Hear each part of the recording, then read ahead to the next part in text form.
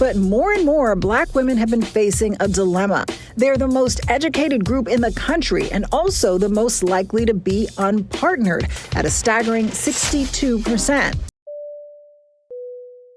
Hey, I was just letting you know, go ahead and check the U.S. Supreme Court and Pew Research studies. If Black women weren't getting married out, we wouldn't be marrying out at over 12% as of 2013. It's not 12%. It's not even close. No, it is 12%, sweetie. I just checked it. It's on the U.S. Supreme Court.gov. In a new era where we as Black men and Black women embrace the idea openly of dating people outside of our quote-unquote race, new problems are going to arise that we have to address as we go.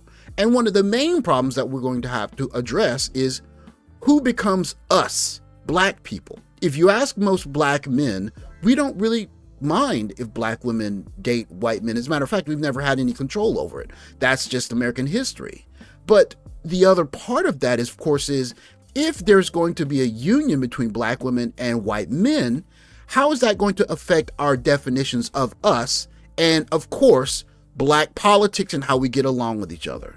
When it comes to their prospective partners, Black men are less likely than sisters to have completed high school or received a college degree. So Black women are 53% less likely to marry a man with advanced degrees. Let me ask the question. Okay, so what is the data supposed to be inferring? What are we supposed to be inferring? What are the implications of the data?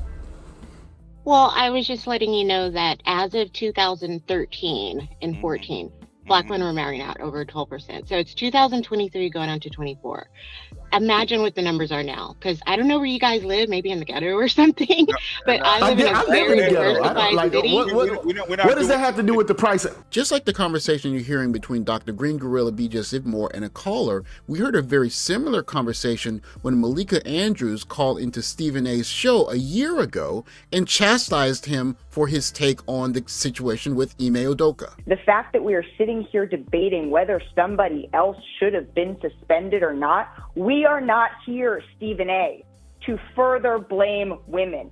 That is not why we are here. You don't have to be a historical scholar to understand that America's racial history in terms of interracial relationships has been extremely complex, to be polite.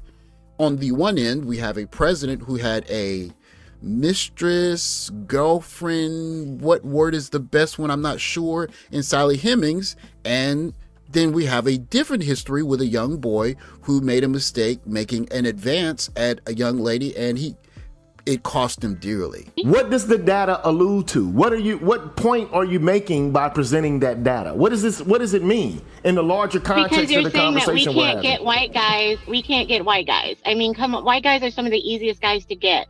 Black women have played it hard to get for the longest, and now we've given them the green light.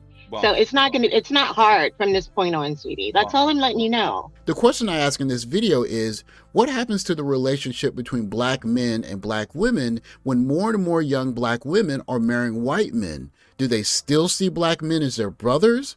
Or do they have the historical position that some white women in the past would have had, and they see Black men from that perspective, in a way looking down on us? Or the most desired partners. Well, it's not that we don't need to be desired by all white men. Hey, 2021, okay? We just need one. 2021, 7%, baby. No. You're looking at Black demographics. Go to U.S. Supreme Court.gov and census.gov and Pew Research Studies. They use the census, baby. No.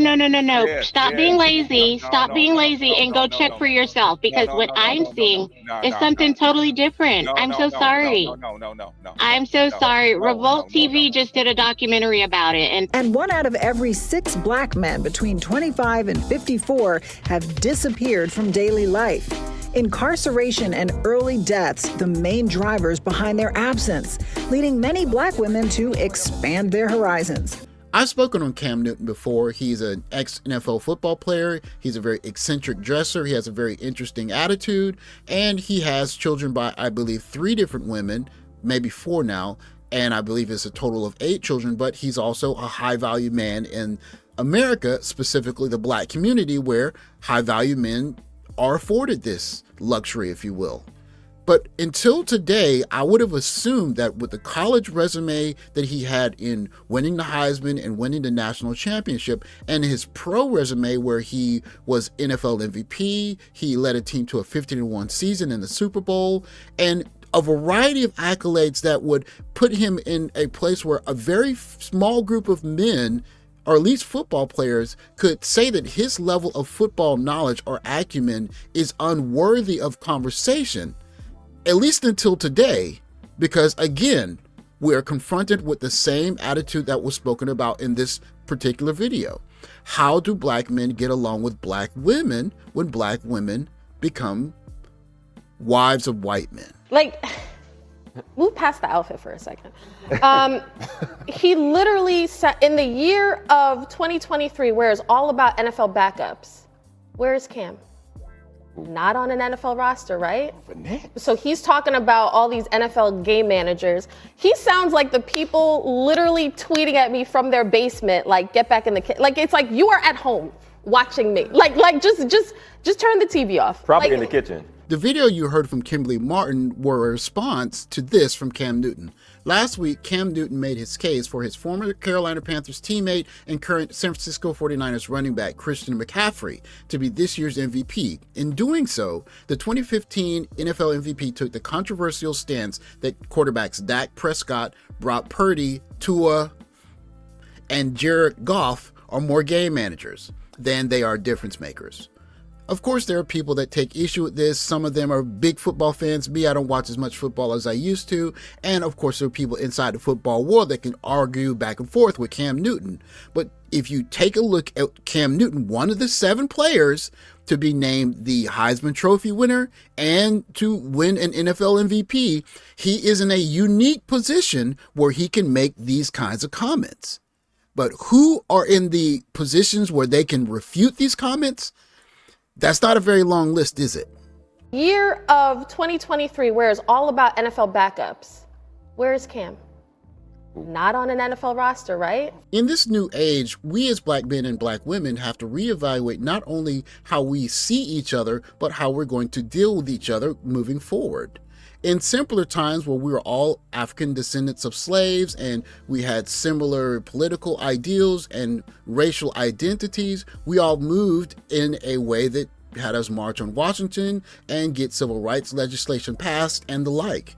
But in a new era, the idea of black unity or a black community has changed to where we have seen people usurp the idea of black and use it for their own purposes. A trend seems to be emerging in sports media where young black women who have an affinity for the type of mates that they like are being chosen by sports media outlets to not just speak on sports, but to become more openly critical of sports overwhelmingly dominated by black American men.